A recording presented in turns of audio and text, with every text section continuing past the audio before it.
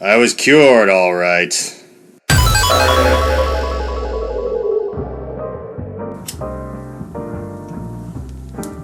Hey, kids. Buckle up.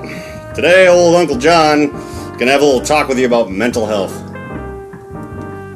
I mean, mine specifically, not the state of the union in the country with everyone else's, which is, I mean, kind of it was bad enough. And then it's not like the whole pandemic lockdown thing did nothing to people, I kind of made a whole vlog about that already anyway, so we don't need to go back over all that. But I'm going to tell you the story of my own little personal mental health journey that happened literally since that last one.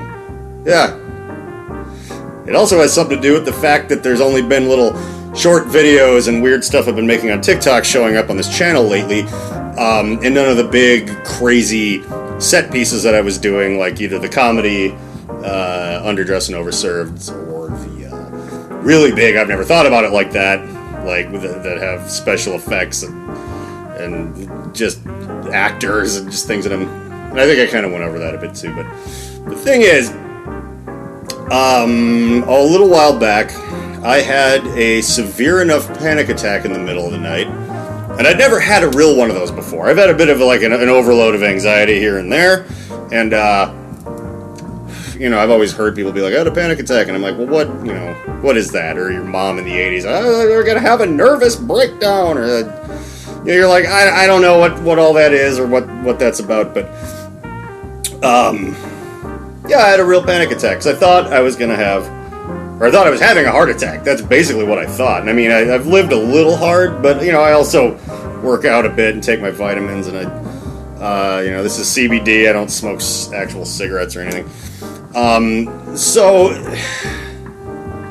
then I'm 40. I was like, maybe it was all catching up to me, but then, when I tried to get help, it was pointed out to me that people who are actually having heart attacks don't run around and scream about how they're having a heart attack. They're, a real heart attack is like, hey, I think I'm having a fucking heart attack. I need to blah, blah, blah. No, a real one is like, like you can't do anything. Your heart is, if it stops working for like 1 second, you're barely alive anymore. Even those Life Alert commercials where the guy's like, I'm having chest pains. That's unrealistic. That guy would just be like, I'm having, like, it's fucked. Like, if you're having a real heart attack, you can't run around and yell, which is what I was doing. Anyway, that was enough to cause me to have to start seeing a doctor. Like, I've had medical insurance now, but I haven't been, going to see. I didn't have a primary care physician. I was dealing with my weird hip injury thing just by bouncing around to specialists. It's kind of on my own accord and stuff, and that kind of got dealt with, but having a primary is very important, so I started seeing an actual doctor, and he's pretty cool. He's probably my age. I'm getting old enough now where my doctor might be fucking 3 months younger than me, fucking, who knows, and he likes weird music, and we were talking about Beavis and Butthead and stuff. He's a cool guy, and he knows what he's doing, and that brings me to another thing about doctors, which is, I understand, why some people don't trust doctors, because it depends on who you have an experience with. Because I have learned that there are two kinds of people that become doctors in this world. One kind is someone who has really supportive and or pushy parents, who's really good at taking tests and doing homework and going to school, and they move along the conveyor belt, and you became a doctor. And the other kind are very, very smart people who are smart enough to be doctors, and they go and they become doctors. And my doctor is the second on that list, and that probably sounds a certain way, and I mean it that way. There's people are like, okay, well, here's one, and then there's like really intelligent people who are like, hey, you should probably be a doctor, you're so smart. And there's therapists that are those two things, and there's a lot of people that are those two things. So I have a pretty good jokey rapport. He's like, just call me by my first name, and I'm like, nah. He's younger than me, so I call him Old Doc Leonard because it's funny.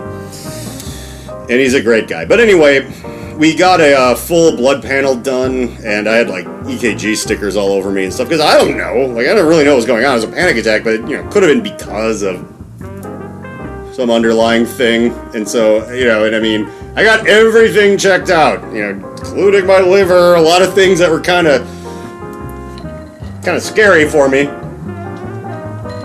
And the wildest result ever came back out of that. His words, not mine. He said that I'm in phenomenal health. Phenomenal. And not just for my age. I'm just, you're a healthy guy. Like, okay. Shocking. Like, my liver and everything. He's like, no. And he was also like, from what I described, and I'm honest with this guy. That's the other thing. I don't have all these weird, shameful, 50s housewife, like, oh, we don't talk about that. I was just like, hey, doc, every once in a while I get so stressed out my dick doesn't work, and here's how much I drink, and whatever, and I'm there so I'm not trying to impress this guy. I want to get the straight scoop on what in the hell's going on with me, so I'm just real honest with him. He's like, no, your dick will be fine. You sometimes just get in your head about it a little bit, and your liver, you don't get that 3 or 4 cocktails a night, like, that's, real alcoholics, it can be a lot different, and I'm capable of taking days off, and I do. And currently I actually drink a bit less than I used to, and I'll get into that, but anywhooski, he figured out that literally all of my problems, even including physical, possibly even my injury, are the result that I'm living with an incredibly high level of anxiety, and I had just kind of figured out a bunch of workarounds for it. Like, I would just grind my teeth and be like, time to make a phone call, oh my god, I just never sleep, and I would just drink like that was my only handbrake when the cart got out of control. But that's not the best handbrake, because again, you're boozing up all late, you're not going to sleep as good, and if you're using booze to quiet down the demon monkeys in your brain, you're just going to wake up in the middle of the night, and now the demon monkeys are going to be running the show, and then that's what led to me having a panic attack. I even had a couple of minor ones after that before I went back. I had to cancel shit I was doing. Like, I had to call and be like, hey, I can't shoot this video today. I didn't sleep last night. Like, the sun's coming up, and I'm just still rocking back and forth, and I'm exhausted, but I can't. If I fall asleep, I'm afraid I'll stop breathing. It was bad. It got really bad. Now, I was dealing with a little bit of kind of depression even like last year during the pandemic, and I kind of managed that by microdosing psilocybin, and it kind of helped. And my doctor was even like, that's a reasonable way to go, but that would be the kind of thing that maybe we should try some other stuff and then get back into that, because we need to suss out what the root of your deal is here. And so we recommended therapy, and hey, it is really hard to get in to see a therapist right now. Like,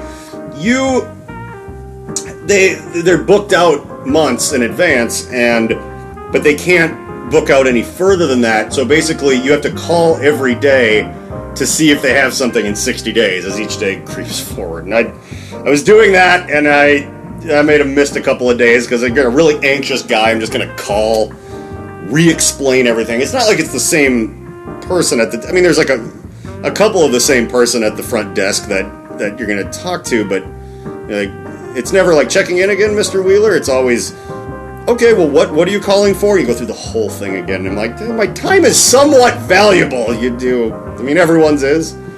If you believe in an afterlife, maybe it's not. You're like, this is just for fun till you die. Then you get to the real good shit, and if you don't, you're like, hey, like, I only have a few hours and so many dwindling days here. Don't fucking waste my goddamn time on the phone. Why don't you call me when there's a therapist available? And that's a real interesting thing, too, because it's, being a large man and having mental health problems isn't the same as necessarily someone else. My mental health problems can very quickly become your problems. Like, depending. Now, I have a pretty good grip on myself, but how there's a lot of guns in this country. People can, you'd think there would be a quicker, like, oh, right this way, let's make sure you don't freak out. But no, just like, hey, call us back tomorrow. Like, all right. But whatever. I do have an appointment in like August. So anyway, old Doc Leonard recommended that that's a little too far in the future, and I don't deserve to be. And I'm seriously, like, I'm having a good conversation with this guy, and I'm still like gripping my pants legs and rocking back and forth. And you've had people that know me. I think I still do this a little out of habit, but I used to just never hold still for a long time. It was a big thing with me. And it was just all that nervous energy that I had. So anyway, he was like, he's like, I'm not a big pill dispenser doctor, unfortunately. It's a good thing. But he suggested that I go on something daily, and it wasn't like a cool prescription. Like, here's some Xanax. Anytime you start freaking out, just take a few of these and sail off to Smooth Town. Which again, I think that was just that hopefulness was my anxiety talking. I'm like, I hope he gives me drugs that I can. But no, so he ended up prescribing me duoxolone, Cymbalta, and it's the kind of thing that I've been afraid of for a long, long time as a creative fellow. And I address that. I'm like, I don't know. It feels like it kind of numbs your edge, dulls you down a bit. Like, I'm afraid that the machine that I'm redlining that always has me white knuckling and terrified, my fucking hypomania, is the only thing that all my wild creative ideas are coming from, and once that's stifled, they'll be gone. And he told me that it can be like that at first, but if you keep taking it, you like adjust. He explained it very well. And I have this funny feeling that notion that people get, including myself, that you kind of, if you're a music person or an art person, that if you start taking medication, man, it's just going to turn you into a drone, and you're going to, get with the program more. And I see where that comes from, because that it actually did do that at first. Well, it did two things. One, the side effects were kind of a lot, and I'm on like the lowest possible dose or whatever, but lucky for me, I recognize them, because he's like, some people really hate the way they feel at first, and blah, blah, blah, blah, blah, blah, blah, blah.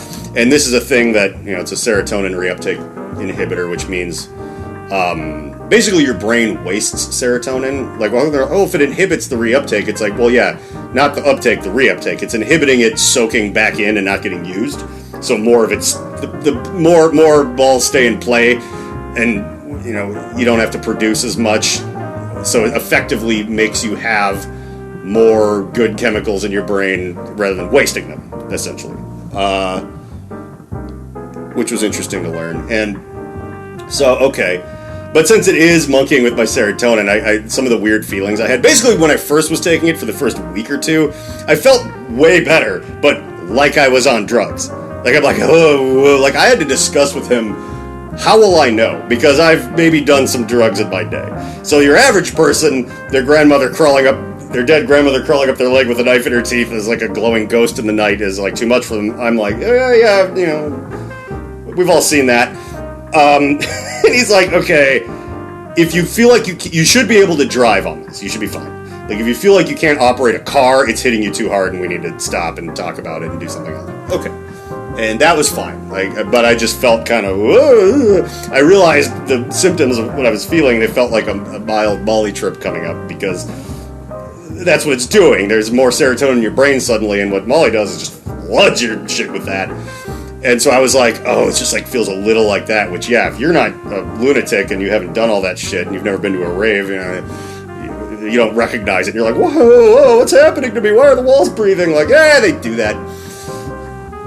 So I was like, okay, well, I kind of started getting through that, but then once that calmed down and I felt more just better, but not on drugs, like it just felt like normal, but not crazy and bad, that is when I experienced the complete loss of creativity and drive and a lot of things. Again, it's why, that fucking, if you're really paying attention, but the videos and stuff, nothing's been happening. Like, writing was hard. I could barely read. I was having like some ADHD reading.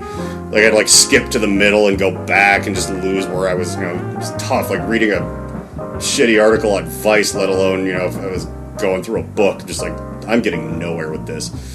And, that was messing with me, and I kind of fell off of what I was told a little, where I'm like, well, this is what it's like now, huh? Like, I had some serious feelings of, well, maybe the whole creative part of my life is over, because I had no problem doing dishes and mowing my lawn and stuff, so I'm like, maybe, that actually was kind of fun. I'm like, I'm just do, everything's whistling while I work, like I didn't used to be able to do. So I'm like, maybe that's it. Maybe I'll just go get some bland office job, but I'll kind of feel good just moving numbers around and whatever. And, like, I won't have all these crazy desires to create all this weird stuff because my brain's not weird anymore, and I'm just done with that. And that was sad, but then I didn't get that sad because I'm like pretty medicated. It was new at that point, so it was still hitting me kind of thick. So I can see that the way that lasted a long time, because he's like, it's usually by the end of 3 solid months of this by the time you're fully normal, and then we can figure out if maybe it's not the right thing for you or you need to be on more or less or whatever. And I was thinking about how old I am, like how I'm a bit more patient now. Like, I can let a month or two go by like nothing, like I don't care. But if I'm younger, I'm like 19, I'm like, I don't want to be medicated. Like 3 months feels like an eternity. All that stuff, I get where people lie, and it's like, oh, I just stopped taking it, but I told my doctor I did, and whatever. I get so you can start to see where people are like, oh, it robs you of your creativity. Like, it's this thing, and it has now. I was grabbing some keyboard stuff that hadn't been out from David Berter's house. I was just over there, because I'm going to be making some more music stuff, and we'll get to that. But he was telling me about someone he knew that he had did that exact thing. Like, oh, my medication made me feel weird, so I just stopped taking it. Didn't tell my doctor about it because I don't want him to be like disappointed in me. Like that whole thing that people do, where you don't tell your doctor about all your shit, and they're not the cops. You just tell them, you're not the cops. I tell you about so much crime that I've done. It's all a long time ago. You can't prove nothing flat-footed. But so. I was able to kind of just grit my teeth and go, okay, so people kind of get scared off of stuff and they stop doing it without, even informing anyone, which is super dangerous and a bad idea. It's a common thing, so I'm getting where this stigma is sort of coming from. So I've just stayed with it. And now I actually feel good. I don't feel weird like I'm on drugs. And my drive to do crazy things is back, because it turns out that no, it wasn't those hyper manic moments that were giving me all of the, like when I'd finish an entire song or a remix or a video in like one day and then not talk to anybody for days. All that stuff, that is the real me, but it was just unhinged and out of control. The part where I kind of have a crash afterwards and then I don't want to talk to anyone or pick up the phone. And hey, by the way, if anyone's watching this, I'm sorry if we've been kind of making plans or where we have like, hey, we should hang out. I'm getting my sea legs with both the medication and the pandemic being over. I am sorry. I've been a little bit of a space cadet. I haven't even really been doing the podcast. Like if you've seen a few of those, it kind of been banked because I knew I was going to be taking medication and stuff. So, and I'm going to get back to all of that, but I do apologize if I've been a little bit of a flake. I'm coming out of it now. It's a slow process, but yeah, I feel great, and I've been writing. I've been writing all kinds of new stuff. I've been making TikTok's dumb and everything, but or not. I learned how to use it. I make all kinds of screwy videos on there. It's easy to focus on short content for now, but now I've started having ideas for crazier stuff again, because it's like I'm during my waking hours. I also sleep better. My Hitler bags are disappearing, which I thought I was just getting old. Turns out I just didn't sleep.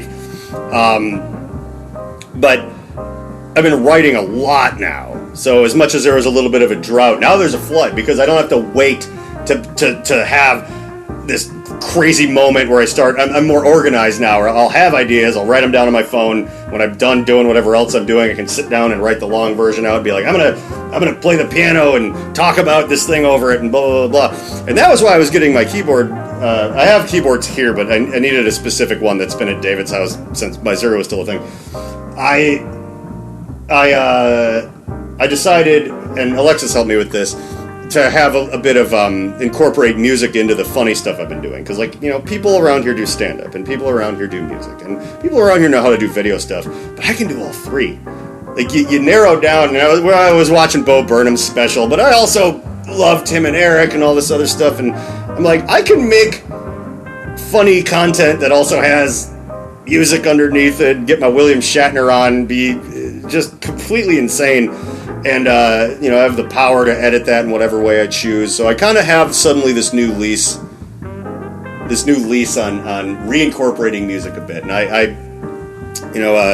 had to talk to my buddy Sam Dunn, if you're watching, what up? Like, we were going to do that EDM thing together, and when I started taking medication, I realized I had to back out, because I just, as fun as that would be, and as probably a slam dunk, because it's awesome as that would be, the whole live music, I didn't want to be up late. I realized I just didn't really want to live the lifestyle of that at all. But it's not like I don't like music, and him and I are going to team up on a few things here and there, but it's more like I just want to use my knowledge of music to, make remixes for people, or maybe even write songs for people, and I've engineering more and stuff, like, I could probably mix stuff for you, I don't know, whatever.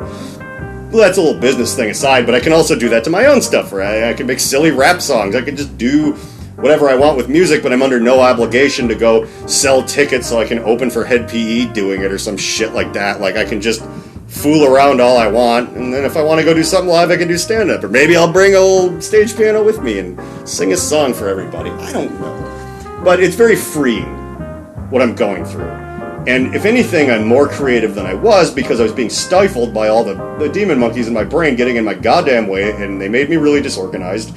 And now I have a much more productive system of actually getting stuff done. You'll be seeing more stuff from me than ever. And yeah, at the end, this is a very positive vlog of Eternal Stench. But I just, again, I've been a little bit hard to get a hold of lately, and I'm sorry about that. I could have typed up a big thing on Facebook, and hell, maybe I still will, just to let everybody kind of know where I am, which is in a good place, but I'm in a learning place. But if anything, at the end of this, I should say, if you feel like you need to talk to someone, you need therapy, if you don't feel like it, just do it anyway. If someone's available, it's good for you. Just go off to somebody. But if you're clenching your teeth and freaking out and having all kinds of anxiety and depression and stuff, but you're a creative type like myself and a lot of my friends, and you're afraid that it'll stifle your creativity, it won't, because the imbalance, the illness, it's not making you creative. You are creative. You are exciting. You are having those ideas. They're coming out of your real brain, from your real soul. And the only reason you're not as successful as you should be, and the only reason things are harder than they should be, is because all that shit's in your way. Honestly, if you talk to your doctor and you're honest with them and you get on your right medication and stuff, the chances of you being more creative and more productive in your creativity will be like 100-fold. You'll just, this thing you're afraid of, literally the opposite will happen. So I learned that. People told me that, and I didn't listen, and I had to learn it myself. And now I know.